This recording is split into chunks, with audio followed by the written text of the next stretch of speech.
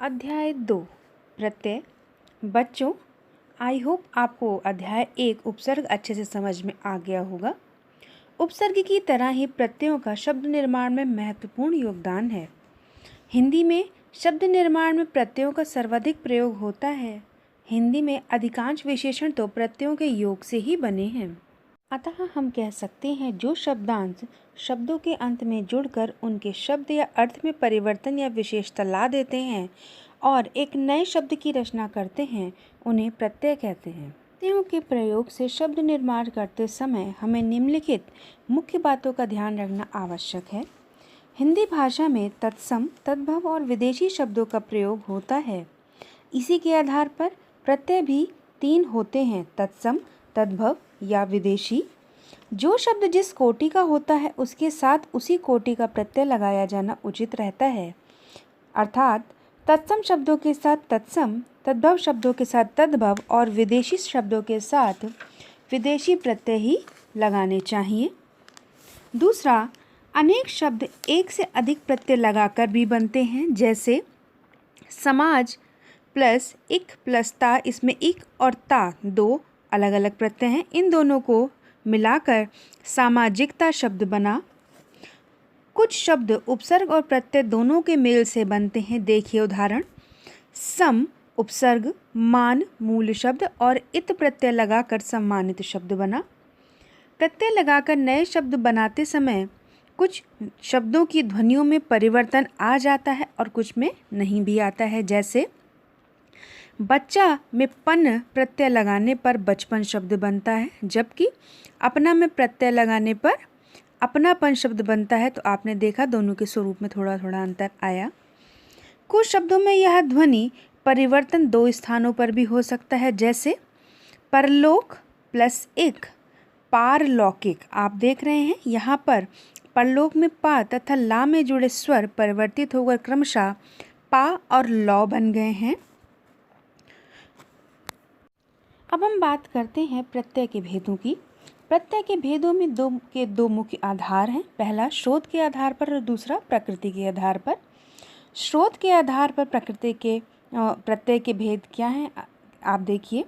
जो प्रत्यय मूलतः जिस भाषा का है वह उसका स्रोत कहलाती है। इस स्रोत के आधार पर प्रत्यय के 3 भेद होते हैं, तत्सम प्रत्यय, तद्भव प्रत्यय और विदेशी प्रत्यय। तत्सम प्रत्यय हम उन शब्दों को कहते हैं, हिंदी शब्द में संस्कृत के जिन प्रत्ययों का प्रयोग किया जाता है उन्हें तत्सम प्रत्यय कहते हैं, जैसे मान, वान, त्व, अनीय, त्व, ल्युट आदि। तद्भव प्रत्यय संस्कृत प्रत्ययों से हिंदी में जो अपने प्रत्यय विकसित कर लिए हैं उन्हें तद्भव प्रत्यय कहते हैं, जैसे ईय, ई, नी, आन आदि। अब बात करते हैं विदेशी या आगत प्रत्यय के बारे में। हिंदी भाषा में संस्कृत भाषा के अतिरिक्त अन्य भाषाओं के जिन प्रत्ययों का प्रयोग किया जाता है उन्हें विदेशी या आगत प्रत्यय कहते हैं, जैसे मंद, खाना, नाक, दार आदि। प्रकृति के आधार पर प्रत्यय भेद। जो प्रत्यय शब्दों की प्रकृति के आधार पर उनके साथ जुड़कर नए शब्दों का निर्माण करते हैं उनके 2 भेद होते हैं, कृत प्रत्यय और तद्धित प्रत्यय। प्रत्यय भेद के अंतर्गत इन्हीं 2 प्रत्ययों का अध्ययन मुख्यतः किया जाता है, क्योंकि अन्य सभी प्रत्यय भेदों का समावेश इनके अंतर्गत ही हो जाता है। अतः यहाँ इनका विस्तार पूर्वक वर्णन किया जा रहा है। कृत प्रत्यय धातुओं के अंत में जुड़कर उनसे संज्ञा, विशेषण आदि अनेक प्रकार के नए शब्दों की रचना करने वाले प्रत्यय कृत प्रत्यय कहलाते हैं। संज्ञा सर्वनाम में कृत प्रत्ययों के सहयोग से मुख्य रूप से विभिन्न प्रकार की क्रियाएं बनाई जाती हैं, किंतु हिंदी में इस रूप में इनका प्रयोग कम होता है। कृत प्रत्ययों के योग से बने शब्दों को कृदंत कहते हैं, जैसे पढ़ प्लस ना, पढ़ प्लस आई पढ़ाई, भूलना प्लस अक्कड़ भुलक्कड़ आदि। ये संस्कृत के कृत प्रत्यय के कुछ उदाहरण देखें। गम मूल शब्द है और उसमें जब हम अन प्रत्यय लगाते हैं तो गमन शब्द बनता है। इसी प्रकार दे शब्द में य प्रत्यय लगाने पर देय शब्द बना। गम में तव्य प्रत्यय लगाने पर गंतव्य शब्द बना। क्री में अनीय प्रत्यय लगाने पर करणीय शब्द बना। पूज में आ प्रत्यय लगाने पर पूजा शब्द बना। सेव में क प्रत्यय लगाने पर सेवक शब्द बना। भिक्ष में उक प्रत्यय लगाने पर भिक्षुक शब्द बना। आइए अब देखते हैं हिंदी के तद्भव प्रत्ययों के कुछ उदाहरण। घूमना में अक्कड़ प्रत्यय लगाकर घुमक्कड़ शब्द बना। मिलना में अन प्रत्यय लगाकर मिलन शब्द बना। इसी प्रकार अन्य शब्दों का निर्माण भी हुआ। देखिए विदेशीकृत प्रत्यय के उदाहरण।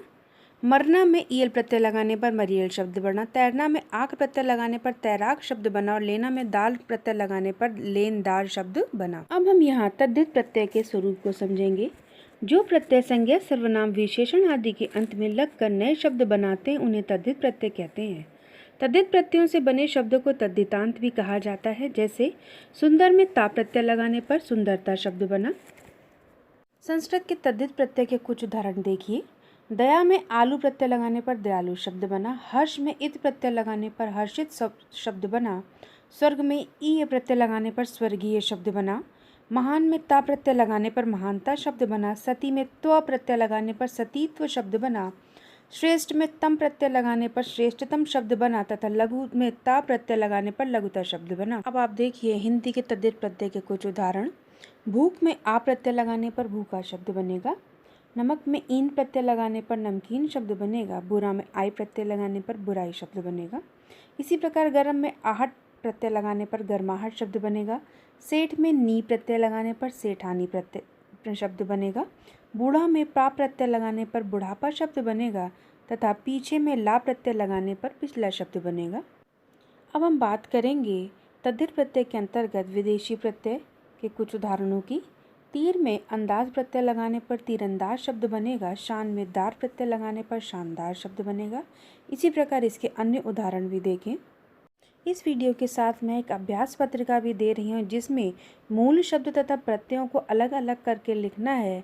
इसका आप अभ्यास करें। आई होप आपको प्रत्यय चैप्टर बहुत अच्छे से समझ में आ गया होगा।